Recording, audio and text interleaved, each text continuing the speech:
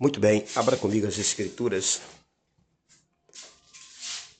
No livro do Apocalipse, no capítulo de número 13 e o versículo de número 11. Vi ainda subir da terra outra besta e tinha 2 chifres semelhantes aos de um cordeiro e falava como um dragão. Nós vivemos hoje na era da imagem, da performance e da aparência religiosa. Centralizo a minha reflexão, muitos revelam uma coisa e são outra. Nunca foi tão fácil parecer algo sem ser de fato. Aqui onde li no Apocalipse, capítulo 13, versículo 11, nos revela uma das figuras mais perigosas do Apocalipse, a besta que parece cordeiro, mas fala como um dragão.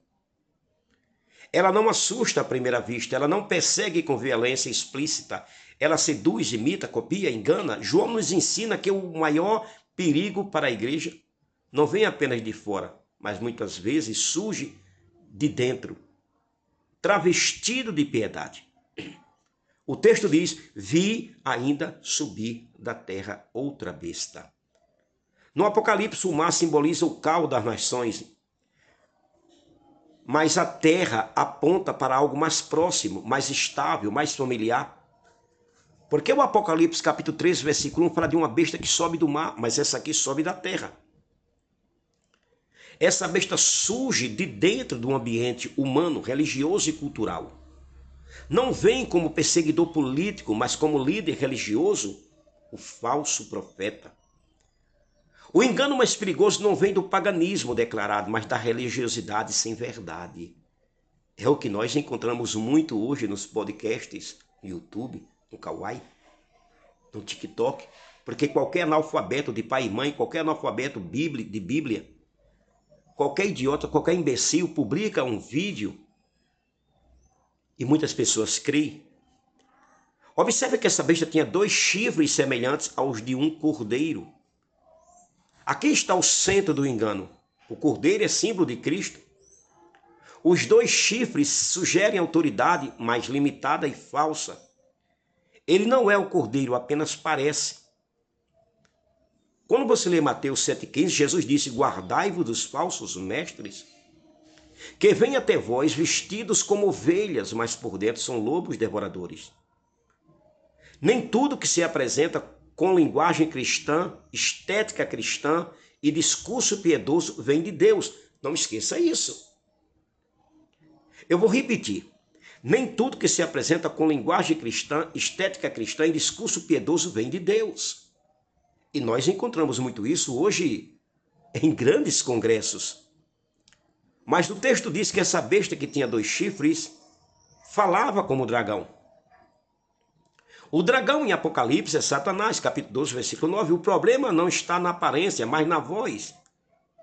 Não está no que parece, mas no que ensina. Essa besta distorce a verdade, relativiza o pecado, substitui arrependimento por autoajuda, troca cruz por sucesso, troca santidade por aceitação cultural. Será que isso não está acontecendo hoje? A identidade espiritual não se revela pelo visual, mas pela doutrina e pelo fruto. Por isso que no 2º século Irineu chegou a dizer que o erro nunca se apresenta nu. Ele se reveste com as vestes da verdade para enganar os simples. As heresias mais perigosas usam linguagem cristã, mas esvaziam o conteúdo apostólico. É o que nós estamos vendo hoje. Cristo nos advertiu não contra os leões, mas contra os lobos vestidos de ovelhas. O leão você já sabe que é leão, mas o lobo vestido de ovelha é mais complicado. O maior perigo da igreja naquela época não era Roma, mas a falsificação interna da fé. Por isso que Paulo combate isso na igreja de Corinto, contra os falsos mestres, os falsos irmãos, os falsos obreiros, os falsos apóstolos. Há muitos dentro da igreja que pertencem ao corpo visível, mas não ao corpo espiritual de Cristo. A igreja sempre enfrentou o perigo dos que confessam com os lábios, mas negam com a vida e a doutrina. Quais as aplicações bíblicas? Onde isso nos toca hoje?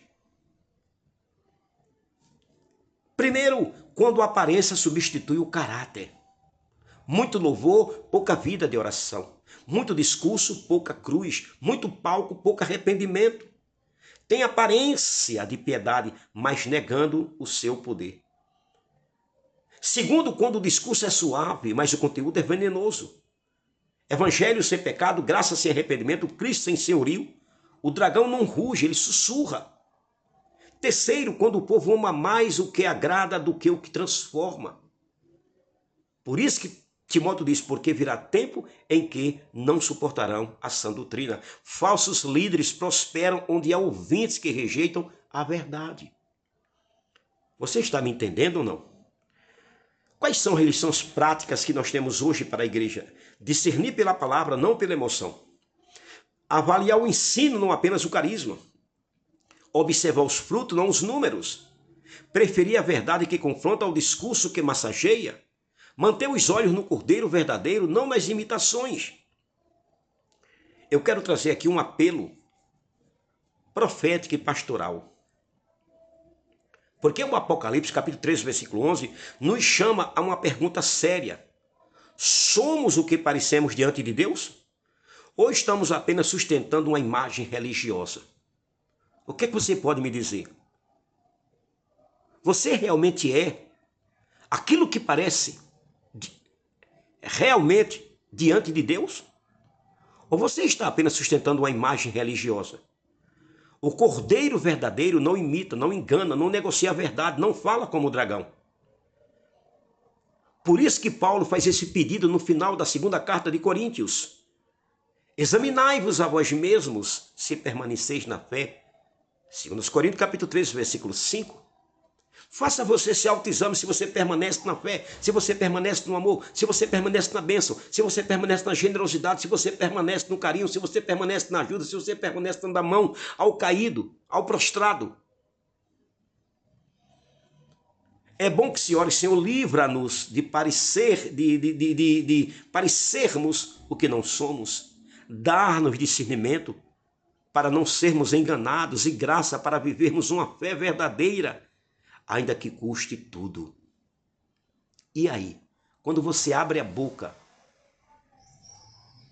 você fala como dragão ou como servo de Deus? Quando você recebe uma fechada no trânsito, esteja você de moto ou de carro ou de bicicleta, quando você abre a boca, você fala como dragão ou como servo do Cordeiro? Quando o seu vizinho faz uma coisa para lhe deixar realmente irritado, quando você abre a boca para conversar com ele, você fala como servo de Deus ou como dragão?